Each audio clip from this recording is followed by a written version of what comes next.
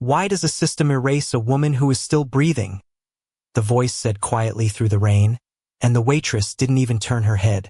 Her soaked apron clung to her ribs, a faint blood smear hiding beneath the fabric where a broken wine glass had cut her earlier that night. In her left hand, she held a crushed receipt folded too many times, edges softened like it had been prayed over.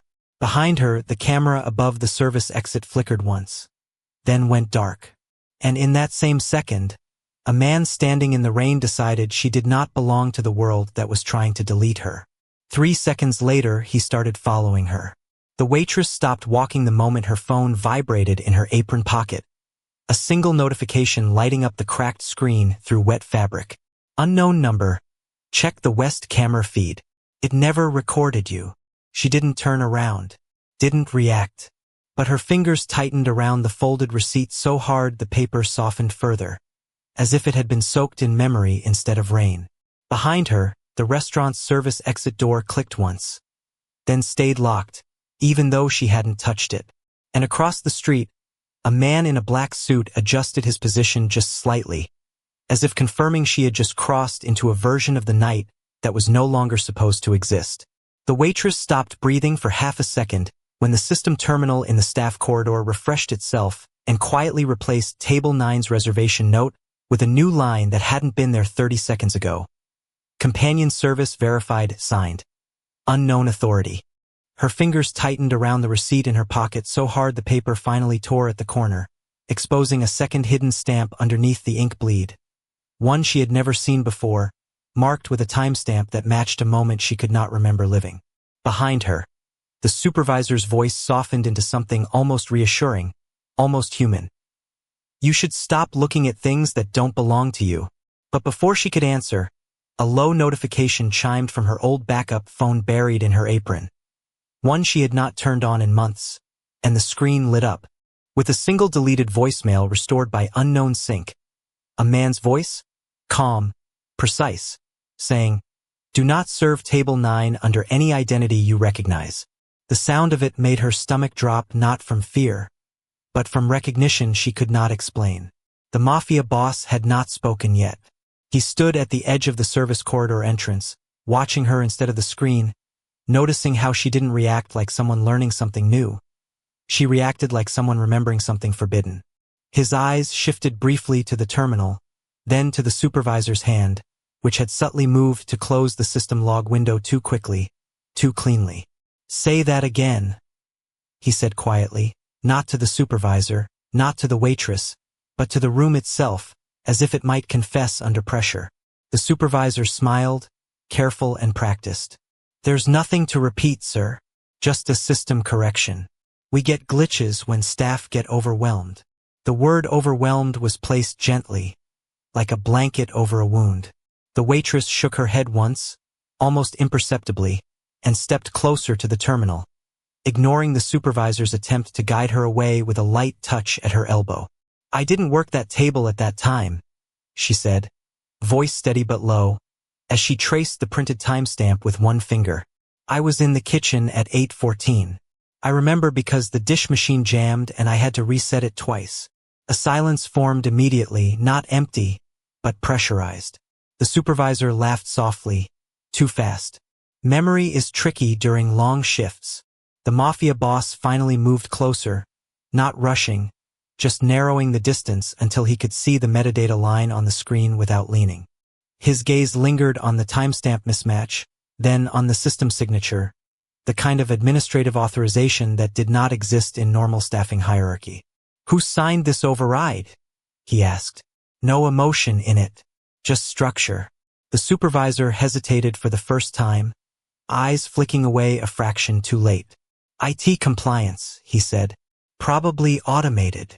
But his thumb was already pressing his phone screen too tightly, as if holding something down that wanted to escape.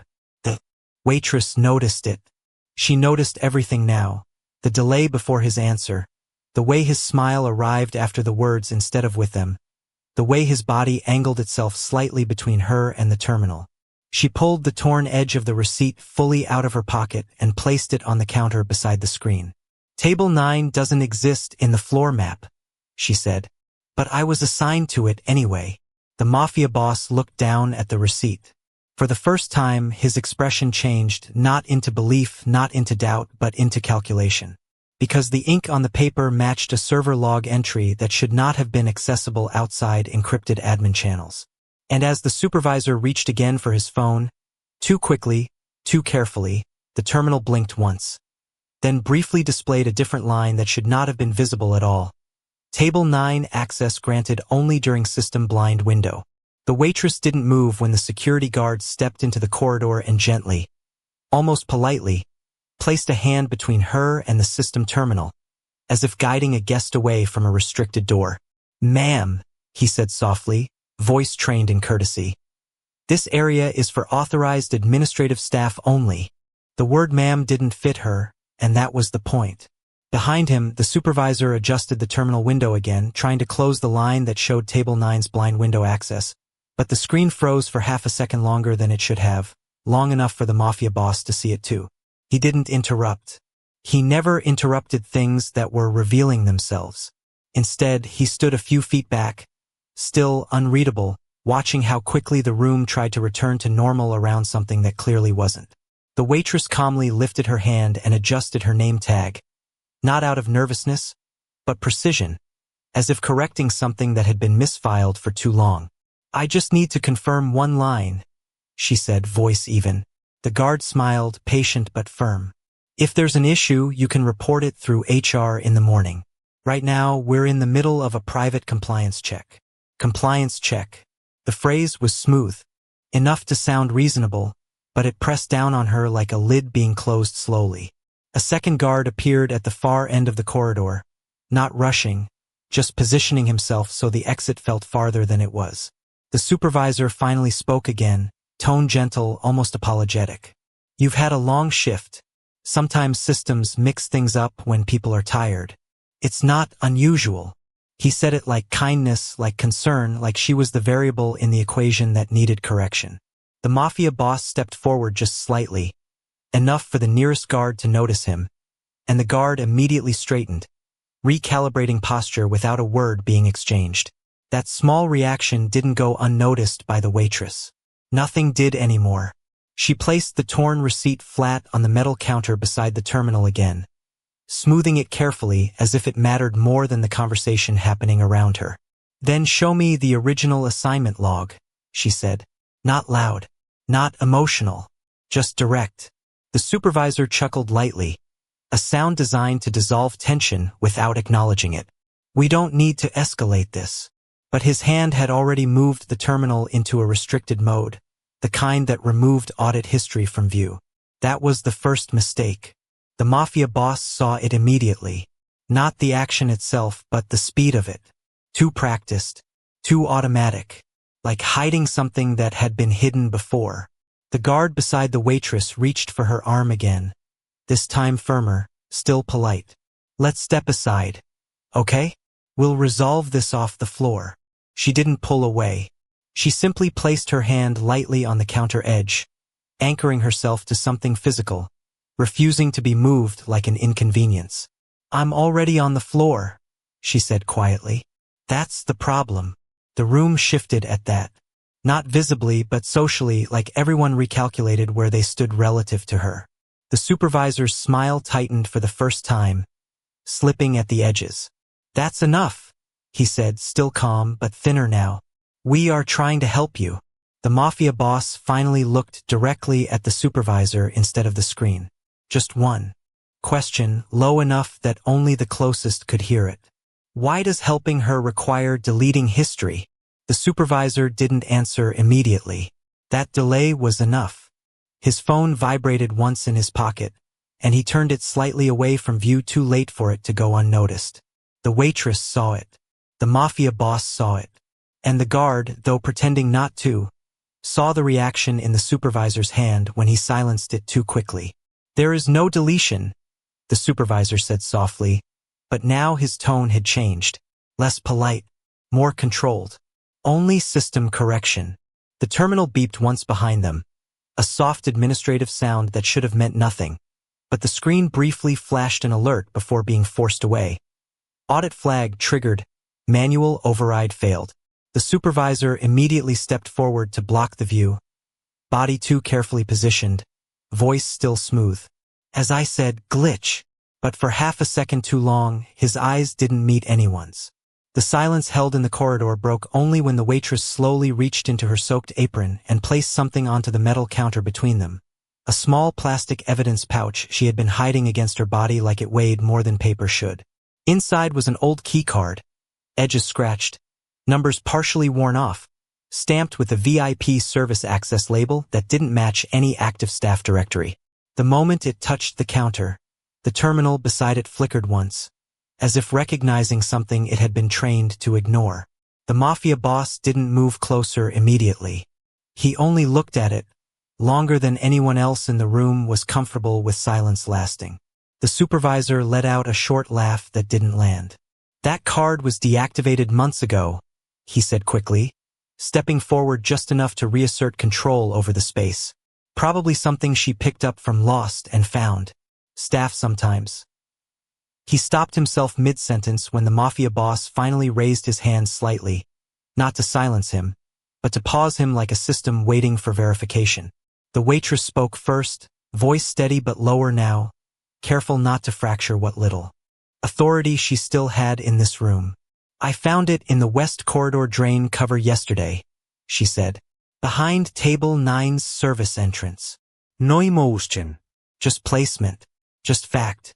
The supervisor's smile tightened again, but this time it didn't fully form. That area is restricted for maintenance only. She wouldn't have been there. The word wouldn't landed too hard, too absolute, as if certainty could replace evidence. The mafia boss finally took the key card between two fingers. He didn't scan it yet. He just studied it. And for the first time, something subtle shifted in his expression. Not belief, not doubt, but recognition of inconsistency. Like a memory trying to surface through noise. The waitress added nothing. She didn't plead. She didn't expand. She simply kept her hand on the counter edge, anchoring herself again, as if refusing to be moved even by contradiction. The supervisor reached for the terminal again. Faster now. We can trace any anomaly to housekeeping storage. This is probably misfiled property.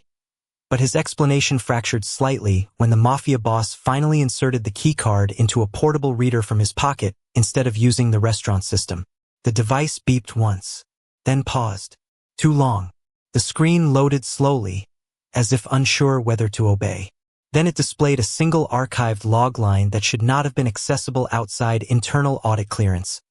VIP service, Table 9, entry logged, user ID match. Supervisor clearance only. The supervisor stopped speaking. Not suddenly. Gradually. Like his voice had run out of safe paths forward. The waitress didn't react outwardly, but her fingers tightened slightly against the counter edge, because she recognized something in that line. Confirmation, not discovery. The mafia boss didn't look at her this time. He looked at the supervisor. And in that silence, something heavier than accusation formed. You said she never served that table, he said quietly. Not a question. A correction being tested. The supervisor forced a small breath, then smiled again, but it didn't reach his eyes anymore. She didn't, he insisted softly. Systems can misattribute access logs when cards are recycled. The mafia boss cut him off with a single glance at the timestamp attached to the entry. It matched the exact minute the waitress had claimed she was resetting the dish machine. Too precise to be accidental. The waitress finally spoke again, almost reluctantly, as if she didn't want to add weight to something already sinking. That's when the breaker in the kitchen failed, she said. I had to manually restart it. I never left the line. The supervisor turned toward her too quickly. You don't remember correctly. You were on break. But his voice cracked slightly on break, as if even he heard the weakness in the contradiction. The mafia boss didn't respond immediately. He just held the key card between two fingers again, watching how a simple object was beginning to rewrite who was allowed to exist where and when. And for the first time, his attention shifted, not fully, not decisively, but enough to make it clear the question was no longer whether she was telling the truth, but why everyone else needed her to be wrong. The key card was still on the counter when the mafia boss finally set it down, but he didn't remove his gaze from it. Instead, he pulled out his phone and sent a single encrypted message. No names, no explanation, just a timestamp and the line. Pull every camera feed from Table 9 corridor, 7:50 to 8:20 p.m. Do not use restaurant servers. The waitress noticed the change before anyone else did. Not in what he said, because he said almost nothing, but in what he stopped delegating. The supervisor, who had been standing too confidently a minute ago, now shifted his weight like the floor had become less stable beneath him. Outside the corridor window, rain pressed harder against the glass, each drop sliding down like it was trying to erase what was happening inside. The waitress spoke quietly, not to the room, but to the truth she had been carrying longer than anyone realized. I don't want compensation, she said. I just want the record to match what happened. Nothing more. Her voice didn't shake. It didn't ask for mercy. It asked for correction. The supervisor exhaled sharply, trying to soften it again. There is no mismatch. You're being influenced by stress and misremembering details. But he stopped when the mafia boss finally raised his hand again, not toward him this time, but toward his own phone. A lawyer answered on the second ring. No greeting was exchanged. Only instructions. Pull financial logs tied to VIP service, Table 9, he said, and cross-check with security contractor access schedules from the last 30 days. The lawyer hesitated just long enough to understand this wasn't curiosity. It was containment. Across the counter, the waitress stood still, fingers resting lightly on the torn receipt. Behind her, the dishwashing room clanged softly. Plates stacking, water running, life continuing as if nothing inside the corridor was rewriting itself in real time. The mafia boss didn't look at her when he spoke again, but his words were quieter now, sharper in a different way. Who approved blind window access? The supervisor gave a polite, almost wounded smile. Sir, that level of access is only issued through upper compliance. You would need corporate authorization. He stopped again, because the mafia boss had already stopped listening. A second message came through his phone. This one from his legal team. One line only. Table 9 entries correspond with erased personnel record cluster across 3 properties. The words didn't raise his voice, but something inside his posture cooled further, like temperature dropping beneath decision. The waitress finally moved, not toward him, not toward the terminal, but to the side counter where a small staff TV played muted news. She adjusted the volume without asking, just enough to hear the anchor speaking about administrative restructuring in private service industries. Her hand rested near the screen for a second longer than necessary, as if grounding herself in something normal before continuing. My mother's hospital billing department keeps receiving denials, she said softly, still not looking at anyone. Not because of insurance, because the identity doesn't match the patient file. The sentence landed differently than anything before it. Not accusation, pattern. The mafia boss finally turned his head slightly toward her. Not fully, but enough to register her as the source of something expanding beyond the corridor. The supervisor stepped forward again, voice tightening just enough to reveal strain. That is unrelated to tonight's issue, but it wasn't said with confidence anymore. It was said with timing. The mafia boss noticed that too. Everything the supervisor said now sounded like it was being arranged, not spoken. Another notification arrived, this time from surveillance recovery. Partial footage restored, not of Table 9 but of the corridor outside it. In the frame, the waitress could be seen walking past the service entrance, but her badge ID in the metadata read a different name entirely. A name the mafia boss had seen before, not on staff lists, on a separate, sealed investigation file from years ago, one he had been told was resolved. His expression didn't change outwardly, but something inside it stopped trusting memory. He looked at the supervisor for a long moment, then spoke in a voice so even it felt like distance had been placed between every word. You told me this system has no anomalies. The supervisor's smile finally failed to hold its shape. And in that fraction of silence that followed, the mafia boss understood. Not everything that had been shown to him was wrong. only the parts he had been allowed to see. The mafia boss didn't move when the supervisor tried to reclaim control of the room. He only looked at the paused surveillance frame on his phone, then at the real corridor where the waitress was still standing under flickering fluorescent light, as if the system had split her into two versions and neither was fully allowed to exist. "Run it again," he said quietly into his encrypted line. "But this time, include internal contractor timestamps." The lawyer on the other end hesitated. "That level of access requires corporate override approval." "Then assume I already have it," he replied, calm enough that it didn't sound like threat, only fact rewritten into authority. The waitress watched him without speaking. She didn't ask what he was doing. She simply adjusted her grip on the torn receipt again, like she understood that truth wasn't something given. It was something forced into light. Behind them, the supervisor exhaled a careful laugh. "Sir, this is becoming unnecessary. We're talking about a service employee who—" "Stop labeling her," the mafia boss interrupted, not raising his voice. The words weren't loud. They didn't need to be. The supervisor blinked once, recalibrating. The waitress, still quiet, pointed lightly at the system terminal. "If Table 9 exists only during blind windows," she said, "then there has to be a log of who opens those windows." It wasn't accusation. It was structure. The mafia boss turned slightly toward her for the first time fully, as if registering not her fear, but her reasoning. Then he did something that changed the pressure in the room without movement. He opened a second feed on his phone and mirrored it to the terminal. Security access logs appeared in real time. A loading will spoon. Somewhere deep in the building, a printer started clicking like it had been forced awake. The supervisor's posture shifted almost imperceptibly. Not panic yet, but adjustment. The mafia boss noticed it immediately. That microshift told him more than any report. "Call security," the supervisor said lightly, finally regaining tone, but now it sounded rehearsed instead of natural.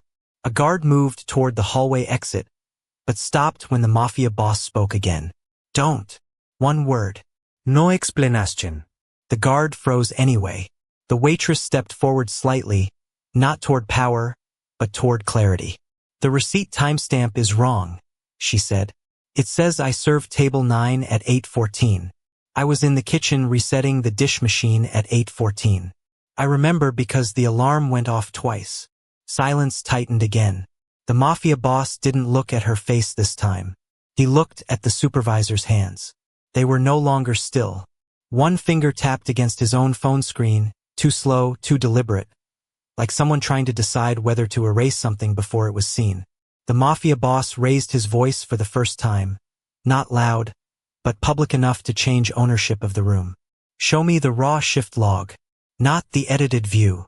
The supervisor smiled again, but this time it didn't hold. "That would require escalation." "Approval," he said, "from corporate." The mafia boss tilted his head slightly.